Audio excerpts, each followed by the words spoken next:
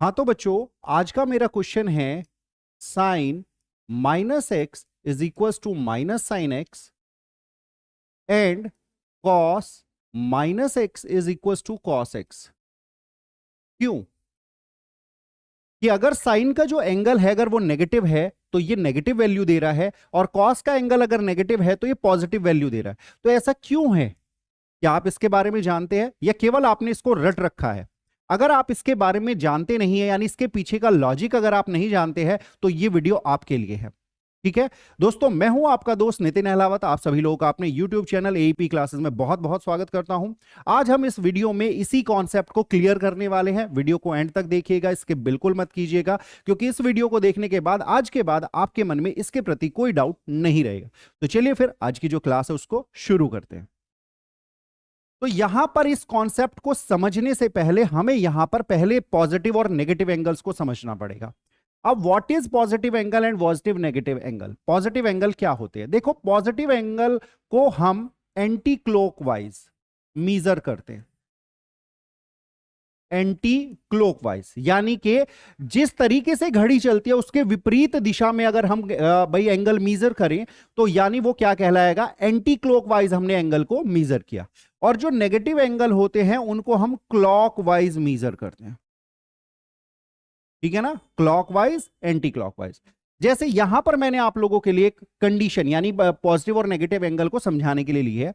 मान के चलिए मैंने एक एंगल यहां से इस तरीके से मीजर किया। अब ये जो मीजरमेंट का तरीका है, मैं उल्टा जा रहा हूं, घड़ी के दिशा के हिसाब से मैं उल्टा जा रहा हूं, डायरेक्शन के अकॉर्डिंग उल्टा जा रहा हूं। तो यानी ये जो एंगल होगा, ये मैं मीजर कर रहा हूं कि ये एक्स डिग्री है। ठीक है ना? तो ये कैसा होगा? Positive x. ठीक है ना? और वहीं अगर सेम मीजर का यानी 30, 40, 45, 60 कुछ भी है, अगर मैं उसको क्लॉकवाइज अगर मीजर कर रहा हूं तो ये नेगेटिव हो जाए। तो सबसे पहले हमें यह पता होना चाहिए कि पॉजिटिव और नेगेटिव एंगल का मतलब क्या है। पॉजिटिव एंगल का मतलब सिंपल है कि जब आप अपने एंगल को कैसे मीजर करते हैं? Anti clockwise. और नेगेटिव का मतलब है जब आप अपने एंगल को कैसे मीजर करते हैं? क्लॉकवाइज। ठीक है? क्या यह बात आपको क्लियर है? अब यहां पर अब मैं इसमें कुछ चीजें ऐड करता हूं कि इनकी वैल्यू पॉजिटिव और नेगेटिव, जो sine minus x minus sine x और cos minus x cos x क्यों आता है, इसके लिए यहां पर मैं ऐड करूंगा एक unit circle.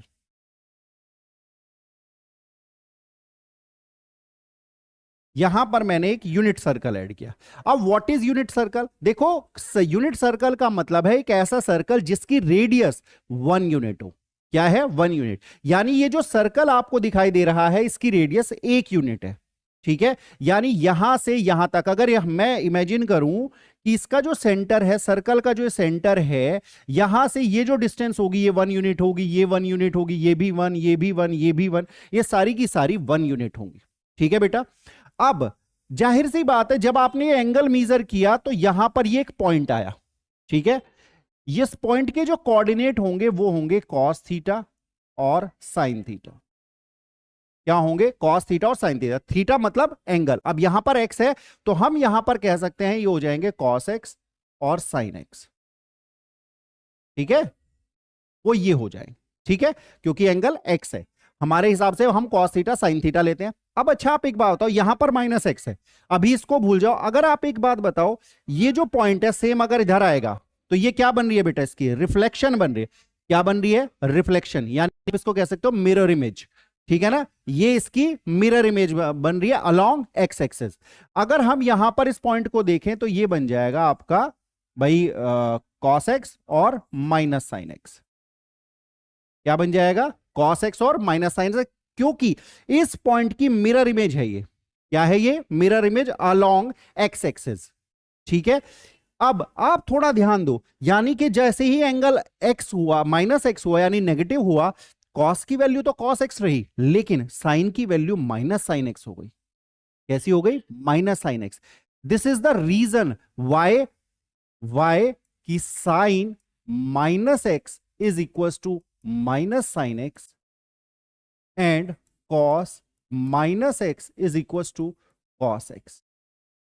This is the reason कि जैसे ही आप जब यहां पर इस पर कोई भी आप कोऑर्डिनेट लोगे ना, तो उसकी जो फॉर्म होगी वो कॉस थीटा और साइन थीटा की फॉर्म में, यानी एक्स कोऑर्डिनेट आपका कॉस थीटा होगा और जो वाई कोऑर्डिनेट है वो साइन थीटा होगा। थीटा यहां पर एंगल है, क्योंकि यहां पर एंगल हमने एक्स लिया है, तो भाई ये पॉइंट क्या कहलाएगा, कॉस एक्स और साइन एक्स। ठीक है, अच्छा अब cos x और sin x अगर ये एंगल है, सॉरी ये पॉइंट के कोऑर्डिनेट है, तो इसकी मिरर इमेज क्या होगी, मिरर इमेज क्या होगी, cos x minus sin x। ठीक है ना, क्योंकि ये फर्स्ट क्वाड्रेंट में है और फोर्थ क्वाड्रेंट में इसकी मिरर इमेज बन रही है, क्योंकि भाई ये सेम एंगल पे है।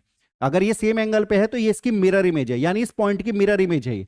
और मिरर इमेज क्या है, अब आप फोर्थ क्वाड्रेंट में आपको सबको पता है कि एक्स कोऑर्डिनेट पॉजिटिव होता है और वाई कोऑर्डिनेट नेगेटिव होता है। भाई एक्स कोऑर्डिनेट पॉजिटिव और वाई कोऑर्डिनेट नेगेटिव, तो हमने एक्स कोऑर्डिनेट को पॉजिटिव रखा है और वाई कोऑर्डिनेट को नेगेटिव रखा है। अब क्योंकि एंगल माइनस में है, तो हमें क्या पता चल रहा है कि इस एंगल के अकॉर्डिंग हमारी वैल्यू क्या आ रही है, cos x, और इसकी वैल्यू क्या आ रही है, माइनस साइन एक्स।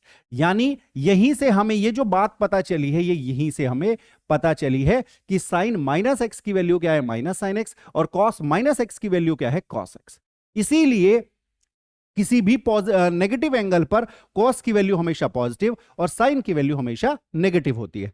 और इन्हीं दोनों वैल्यू के कारण हमारे, जैसे हम बात करें कॉसेक माइनस एक्स, क्या होता है हमारा, माइनस कॉसेक एक्स, क्योंकि साइन नेगेटिव है तो ये नेगेटिव हो जाता है। ऐसे ही सेक माइनस एक्स क्या होता है आपका, सेक एक्स। रीजन, क्योंकि सेक कॉस की वजह से पॉजिटिव होता है, क्योंकि सेक को क्या लिखेंगे, 1/cos, कॉस पॉजिटिव है तो सेक भी पॉजिटिव आ जाता है। ऐसे ही टेन की बात करें, टेन माइनस एक्स क्या हो जाएगा, माइनस टेन एक्स। ऐसे ही कॉट माइनस एक्स क्या होगा, minus cot X. Reason, tan को आप क्या लिख सकते हो, sine by cos, sine negative cos positive, value क्या आएगी, नेगेटिव। कॉट को क्या लिख सकते हो, cos by sine, cos positive, sine negative, value क्या आएगी, नेगेटिव। तो यानी कि नेगेटिव एंगल पर कॉस और सेक की वैल्यू हमेशा पॉजिटिव आती है, और बाकी जो चार हमारे पास ट्रिग्नोमेट्रिक फंक्शंस है, साइन, कॉसेक, टेन, कॉट, इन चारों की वैल्यू हमेशा कैसी आती है, नेगेटिव आती है। तो आई होप बच्चों आपको ये पॉइंट आज आपको क्लियर हो गया होगा कि क्यों किसी भी नेगेटिव एंगल पर कॉस और सेक की वैल्यू पॉजिटिव और बाकी सारे ट्रिग्नोमेट्रिक फंक्शंस की वैल्यू नेगेटिव क्यों आती। आई होप आपको ये क्लियर हो गया हो। अगर आपको आज ये कॉन्सेप्ट क्लियर हो गया है तो वीडियो को प्लीज लाइक करिए, चैनल को सब्सक्राइब करिए और इस वीडियो को ज्यादा से ज्यादा लोगों तक शेयर करिए। धन्यवाद, आपसे फिर मुलाकात होगी अगली वीडियो में। तब तक के लिए बाय बाय, टेक केयर, जय हिंद।